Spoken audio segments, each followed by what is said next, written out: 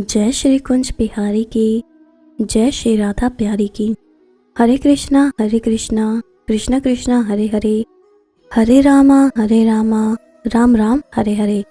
भगवत Sikh channel में आप सभी का स्वागत है।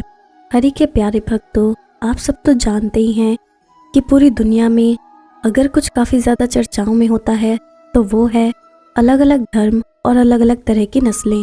हर धर्म के अपने अलग अलग तरह के रिवाज होते हैं, अलग तरह के नियम होते हैं जो कि उस धर्म को मानने वालों पर काफ़ी असर डालते हैं, चाहे वो जन्म से संबंधित हो या फिर विवाह से या फिर मृत्यु से जुड़ा प्रभाव हो। तो इसलिए आज हम जानेंगे कि हिंदू धर्म में नवजात शिशु के मरने के बाद उन्हें जलाने की जगह दफनाया क्यों जाता है, इसके पीछे का कारण क्या है। और अगर आप भी ये दिलचस्प बात जानना चाहते हैं तो इस वीडियो को अंत तक ज़रूर देखिएगा। और अगर आपने अभी तक इस चैनल को सब्सक्राइब नहीं किया है तो जल्दी से इस चैनल को सब्सक्राइब कीजिए ताकि नई वीडियो अपलोड होते ही आपके पास उसकी नोटिफिकेशन आ जाए और आप सबसे पहले उस वीडियो को देख सको। तो चलिए जानते हैं। जब मुस्लिम या ईसाई धर्म में मौत हो जाती है तो उसका शव जमीन में दफनाया जाता है, लेकिन इसका उल्टा हिंदू धर्म में मौत हो जाने पर व्यक्ति का दाह संस्कार किया जाता है, यानी कि व्यक्ति के शव को जला दिया जाता है।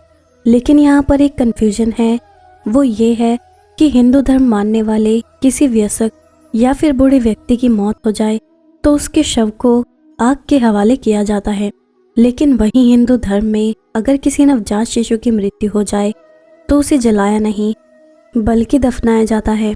ऐसा क्यों है, नियम अलग अलग क्यों हैं, तो आज हम यही जानेंगे। इसके अलावा ये भी जानेंगे कि आखिर शमशान में नहीं बल्कि महान भिक्षुओं की क्यों समाधि बनाकर उनको दफन किया जाता है।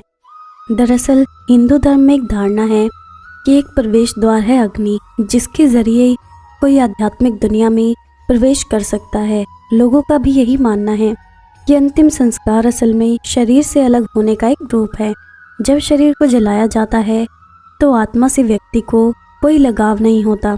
इस तरह वो शख्स आसानी से आध्यात्मिक दुनिया की ओर जाता है, फिर मोक्ष पा लेता है। हिंदू धर्म के मुताबिक 8 घंटे के अंदर एक मृत शख्स के शरीर का अंतिम संस्कार कर देना चाहिए।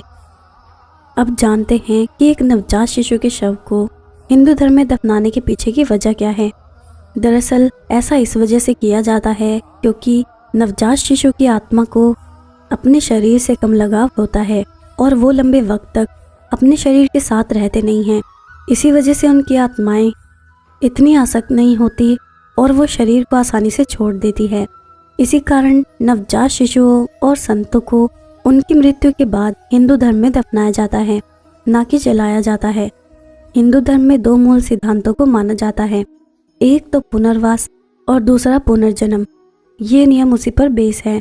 किसी युवा या बूढ़े व्यक्ति के शरीर का जो दाह संस्कार किया जाता है उसके बाद उस अवशिष्ट शरीर की आत्मा की जो आसक्ति है वो खत्म हो जाती है।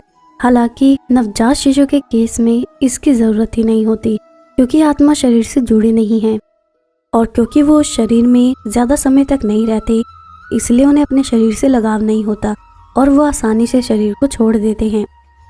तो चलिए अब जानते हैं कि वो कौन से 5 जीवन के रहस्य हैं जो भगवान शिव ने माता पार्वती को बताए थे। भगवान शिव ने देवी पार्वती को समय समय पर कई ज्ञान की बातें बताई हैं, जिनमें मनुष्य के सामाजिक जीवन से लेकर पारिवारिक और वैवाहिक जीवन की बातें शामिल हैं। भगवान शिव ने देवी पार्वती को 5 ऐसी बातें बताई थी जो हर मनुष्य के लिए उपयोगी हैं, जिन्हें जानकर उनका पालन हर किसी को करना ही चाहिए। पहली, क्या है सबसे बड़ा धर्म और सबसे बड़ा पाप। देवी पार्वती के पूछने पर भगवान शिव ने उन्हें मनुष्य जीवन का सबसे बड़ा धर्म और अधर्म मानी जाने वाली बातें बताई। भगवान शंकर कहते हैं कि मनुष्य के लिए सबसे बड़ा धर्म है सत्य बोलना या सत्य का साथ देना, और सबसे बड़ा अधर्म है असत्य बोलना और उसका साथ देना। इसलिए हर किसी को अपने मन, अपनी बातें और अपने कर्मों से हमेशा उन्हीं को शामिल करना चाहिए जिनमें सच्चाई हो, क्योंकि इससे बड़ा कोई धर्म ही नहीं है। असत्य कहना या किसी भी तरह से झूठ का साथ देना मनुष्य की बर्बादी का कारण बन सकता है।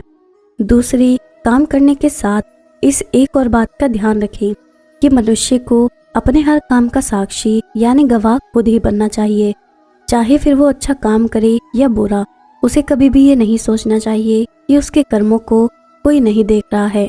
कई लोगों के मन में गलत काम करते समय यही भाव मन में होता है कि उन्हें कोई नहीं देख रहा, और इसी वजह से वो बिना किसी भी डर के पाप कर्म कर जाते हैं। लेकिन सच्चाई कुछ और ही होती है। मनुष्य अपने सभी कर्मों का साक्षी खुद ही होता है। अगर मनुष्य हमेशा ये एक भाव मन में रखेगा तो वो कोई भी पाप कर्म करने से खुद ही को रोक लेगा। तीसरी, कभी भी ये 3 काम करने की इच्छा हो तो वो काम नहीं करने चाहिए। आगे भगवान शिव कहते हैं कि किसी भी मनुष्य को मन, वाणी और कर्मों से पाप करने की इच्छा नहीं करनी चाहिए, क्योंकि मनुष्य जैसा काम करता है उसे वैसा फल भोगना पड़ता है। यानी मनुष्य को अपने मन में ऐसी कोई बात नहीं आने देनी चाहिए जो धर्म ग्रंथों के अनुसार पाप मानी जाए। ना अपने मुंह से कोई ऐसी बात निकालनी चाहिए और ना ही ऐसा कोई काम करना चाहिए जिससे दूसरों को कोई परेशानी या दुख पहुंचे। पाप कर्म करने से मनुष्य को न सिर्फ जीवित होते हुए इसके परिणाम भोगने पड़ते हैं, बल्कि मरने के बाद नरक में भी यातनाएं झेलनी पड़ती हैं। चौथी, सफल होने के लिए ये एक बात ध्यान रखें कि संसार में हर मनुष्य को किसी न किसी मनुष्य, वस्तु या परिस्थिति से आसक्ति यानी लगाव होता है। लगाव और मोह का ऐसा जाल होता है जिससे छूट पाना बहुत ही मुश्किल होता है। इससे छुटकारा पाए बिना मनुष्य की सफलता मुमकिन नहीं होती। इसलिए भगवान शिव ने इससे बचने का एक उपाय बताया है। भगवान शिव कहते हैं कि मनुष्य को जिस भी व्यक्ति या परिस्थिति से लगाव हो रहा हो जो कि उसकी सफलता में रुकावट बन रही हो, मनुष्य को उसमें दोष ढूंढना शुरू कर देना चाहिए। सोचना चाहिए कि यह कुछ पल का लगाव हमारी सफलता का बाधक बन रहा है।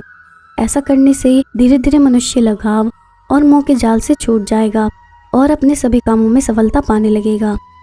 5वीं और आखिरी बात, ये एक बात समझ लेंगे तो कभी भी दुखों का सामना नहीं करना पड़ेगा। भगवान शिव मनुष्य को एक चेतावनी देते हुए कहते हैं कि मनुष्य की तृष्णा यानी इच्छाओं से बड़ा कोई दुख नहीं होता और इन्हें छोड़ देने से बड़ा कोई सुख नहीं है। मनुष्य का अपने मन पर वश नहीं होता। हर किसी के मन में कई अनावश्यक इच्छाएं होती हैं और यही इच्छाएं मनुष्य के दुखों का कारण बनती हैं। ज़रूरी है कि मनुष्य अपनी आवश्यकताओं और इच्छाओं में अंतर समझे और फिर अनावश्यक इच्छाओं का त्याग करके शांत मन से जीवन बिताए। तो ये थी वो 5 बातें जो शिव जी ने पार्वती जी को बताई थी। अब मैं आपको एक कथा सुनाती हूँ। एक बार शंकराचार्य जी यात्रा पर जा रहे थे तो उन्होंने एक गांव के किनारे देखा कि एक भक्त गीता सामने रखे रो रहा है। अश्रुधारा बह रही है। कुतूहलवश वो वहां जाकर खड़े हो गए तो उन्होंने देखा कि बीच में वो गीता के श्लोक भी बोलता है, पर इस तरह से जैसे उसे संस्कृत नहीं आती। बहुत देर खड़े रहे। जब उस भक्त को होश आया तो उन्होंने पूछा कि आपको संस्कृत नहीं आती? ये मैंने आपके उच्चारण से ज्ञात किया, और जब संस्कृत नहीं आती तो इस श्लोक का अर्थ भी नहीं आता होगा, फिर ये अश्रुधारा आपके कैसे बह रही है? तो भक्त ने जवाब दिया कि आप सच कहते हैं कि मुझे ना संस्कृत आती है और ना ही इन गीता के श्लोकों का अर्थ, पर जब मैं इनको लेकर बैठता हूँ तो मुझे भगवान श्री कृष्ण दिखाई देते हैं जो उस समय गीता का उपदेश कर रहे थे, और उनको देख देख कर ही मैं रोता रहता हूँ। उसकी बात सुनकर शंकराचार्य ने उसके पैर पकड़ लिए और बोले, आप धन्य हैं। तो दोस्तों, सच यही है कि भाव से ही भगवान या गुरु आते हैं। वो है सब जगह, पर जो भाव से उनको याद कर सकता है उसी के सामने वो बैठे हुए हैं। आशा करती हूँ कि आपको आज की वीडियो अच्छी लगी होगी, और अगर आपको आज की वीडियो अच्छी लगी है तो इस वीडियो को लाइक ज़रूर करिएगा और जितना हो सके उतना शेयर करिएगा, ताकि अन्य भक्तों तक भी ये वीडियो पहुंच सके। और आप मुझे इंस्टाग्राम और फेसबुक पर फॉलो भी कर सकते हैं, जिसका लिंक आपको डिस्क्रिप्शन में मिल जाएगा। अब मैं आपसे विदा लेती हूँ। जय श्री कुंज बिहारी की, जय श्री राधा प्यारी की। हरे कृष्णा कृष्णा कृष्णा हरे हरे, हरे रामा राम राम हरे हरे।